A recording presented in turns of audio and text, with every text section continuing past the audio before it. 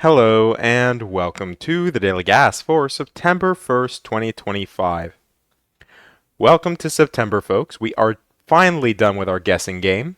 We did get the last guess correct with an XV Sudoku. And at the end of the video, I will do a cut over to my spreadsheet for the month and show you what I did throughout the month of August and how I was guessing these Sudoku. So, with that, let's jump into today's puzzle, which is called Breakdown by Philip Newman. Normal Sudoku rules apply. XV pairs. Digits in cells separated by a V must sum to 5. Digits in cells separated by an X must sum to 10. So what does that mean? Well, if we take a look here, just a standard XV pairs. V, the Roman numeral for 5, means these two cells must sum to 5. Those are our pairs 1, 4, and 2, 3. Here, x, the Roman numeral for 10, tells us that these are our pairs that sum to 10. Those would be 1, 9, 2, 8, 3, 7, and 4, 6. Where 5 will never appear on an x or a v because 5 on an x would require another 5, and 5 on a v would require a 0. And Philip does note there is no negative constraint here today. So, just because you don't see an X or a V doesn't mean there isn't an XV relationship. All that means is here, just because there is no, let's do it this way actually, even though there is no V here, it doesn't mean this isn't allowed to be 4. This is allowed to be 4 even if there is no V present, and this is allowed to be 9 even if there is no X present. And that's it. Those are the rules. Let's jump right into it. All right, so have a kind of X windmill thing going on with our pairs, right? Whenever you have these kind of descending, ascending pairs, you could have X windmill relationships, but in this case, I don't think it's actually possible, just given the way the X's and V's are placed. So,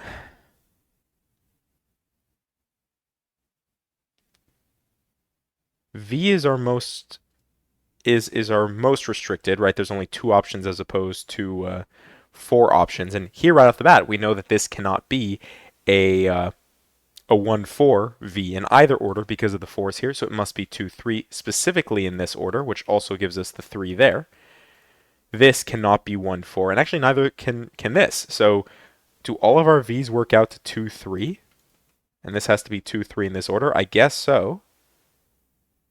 And we're actually already done with that? Is that all of our 3s? It's all of our 3s. Is this going to be all of our 2s? Not quite. So we will be left with an X-wing on 2 here or here. But I guess what that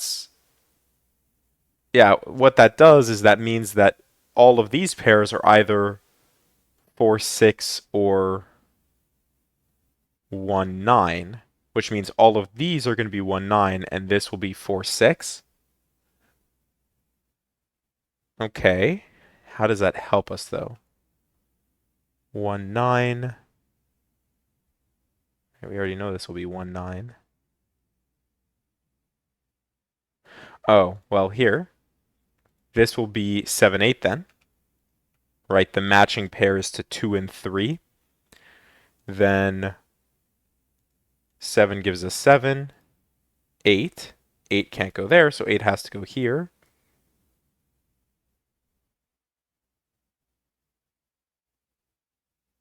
Six, so this is a 6-8 pair. Oh, we're roped. I didn't even notice that. 3-8-6, 3-8-6. So this will be 6-8. And then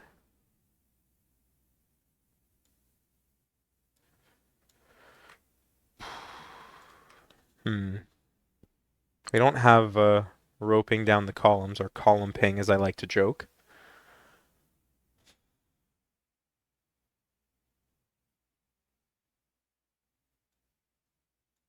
We might actually, yeah, 9. 9-3. It's very possible that we end up with roping here as well. But what's the piece that brings us together? I Guess this is, and that's what it is, right? 6819, hello. I've just placed a 9 here. Thank heavens, otherwise I probably would have been here for a little while. That's 9, this is 9, this is 1. This is 9, not 8th, but 9. And that gives us 9 here. And that is now our last 9. This is 4. 4. It's actually unrestricted because we know that this is going to be the 4-6 pair. So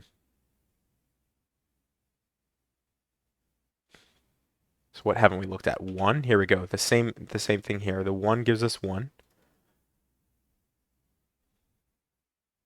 And now, well, 1 will go here and here. So that's all of our 1s. We finished our 2s yet? No, because we had that X-wing, but now we can actually resolve it. So that should be all of our 2s. We should have done all of our 3s.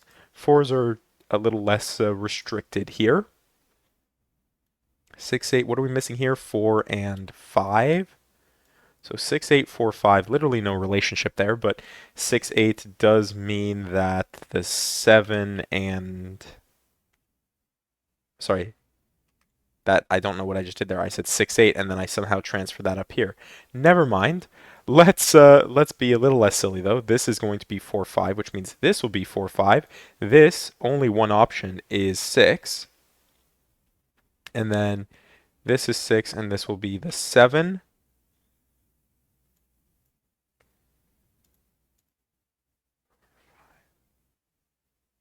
Yeah, we are roped, but... here, 4, 4, 5. Can we do better? Well, we know that we won't have roping here because we have 9, 2, 9, 3, 9, 1.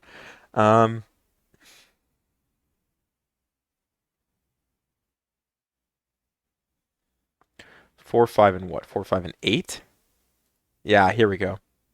We know that this is 4, 6. How did I forget about that? This is 4, this is 6. That gives us 5 gives us 4. 6 gives us 8 gives us 6. 8, we're missing 4, 5, and what? 7 from this column, then 4, 5, and 4, 5, and 8 from here. 8, 7, and that's how we do it. 8 gives us 8 here, 8 here. Now where does 4 go? 4 has to go here. That's 5, that's 4. Obviously we knew that this couldn't be a 4, 5 here. This could never have been the 7, 8, because if it was, we would have had a 4, 5, an unresolvable 4, 5 X-wing. It would have been a deadly pattern. So here we're going to place our 7 and our 5. Across we still need that 6. From the box we need 5 and... what? 5 and 7. Aha. And something here is going to give, right? 5, 7, 6. There we go. 6, 5, 5, 7, and 7, 8, and we are done in 6 minutes and 34 seconds with Breakdown by Philip Newman. So here is the spreadsheet, this grand spreadsheet that I've been keeping hidden the whole time. Essentially, the link that I've had in the description for the variants was a link to this page, which contained this list that you see here, which is just a ton of different Sudoku variants that all have some sort of number associated with them. And I think it's based on the number of puzzles that exist within that range. Well, each setter had different encoding methods. These aren't exact because there was a little bit of leniency day to day. The only reason this is repeated is just because I wrote this crazy formula which just automatically repeats whatever I have in the first 3 sets down the line. So obviously if I change this to Lucian instead of Clover, then everything would update dynamically. But the whole point here is just getting a general idea of what their method was. And this changed multiple times. I wasn't sure exactly what it was. At first, I thought that maybe Phillips had to do with some sort of repeated givens thing going on, or the extra givens. Bill, obviously, he had his very obvious slash repeated givens. I'm sure if you go back and you look at his puzzles, you'll see where these come up. These were the first few puzzles that I just typed in manually, and there's just this formula here, which searches whether or not I have a formula in this cell or if I have a text value. And essentially, what this did for me was, when I did want to guess, I typed in a number over here, and it would do a very simple X lookup for this number in the number column and return the name of the Sudoku type. So when I was trying out different values, it would just be me typing in different things here. Like, let's say, um, uh, where did I get confused one day? Here, 398. So 398, that was a day where I thought Bill was pointing to 9, so I guessed arrow Sudoku. But it turns out it wasn't just the given that he wanted. He wanted also every value in the cage, which was the cage said 398 in it. So as a result, the proper guess would have been 398, and that would have given you that the next day's puzzle, Philip's puzzle, would have been an even sandwich Sudoku. Again, this wasn't an exact science, right? The Japanese sum Sudoku, for example, there wasn't really a tomorrow's date in that one. It was just the numbers very obviously in the center of the Sudoku.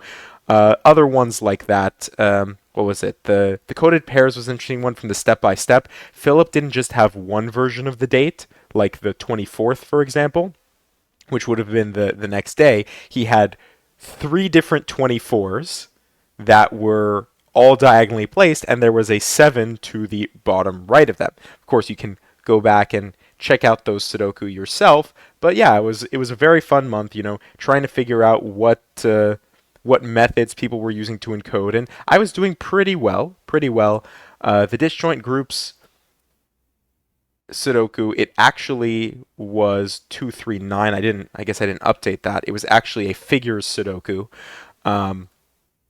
And the reason that I didn't guess figures, even though I was between figures and disjoint groups, was because figures already appeared earlier. And I was like, there's no way they would repeat variants, right? And Bill, that's why he said he was sorry. He apologized that we did end up repeating variants there. But yeah, if 23 hadn't returned disjoint groups, right? 2, I don't think I would have grabbed 2. I think I was between 23, which was only using digits that we placed, or 239. If 239 hadn't been figures, I would have just gone with that because Clover consistently used given digits, whereas Philip didn't use given digits. It was almost always, the way that he encoded it was almost always digits that you had placed in. So of course, there was the month there with our final XV Sudoku with no guess associated from there. But yeah, just kind of using some nice array formulas to make it work, and some nice color coding as well, because if you've been around the channel for a bit, you would know that I was always a big fan of color coding. I would always take an excuse during like a German Whisper Sudoku to color code. But now with my whole I got to do my clean solves thing, I've shifted away from color coding. So it was nice to kind of go down and do the color coding where on the in-between days when I wasn't sure, it would be yellow. So I did get that one correct, and I think that's a pretty good score for the month overall.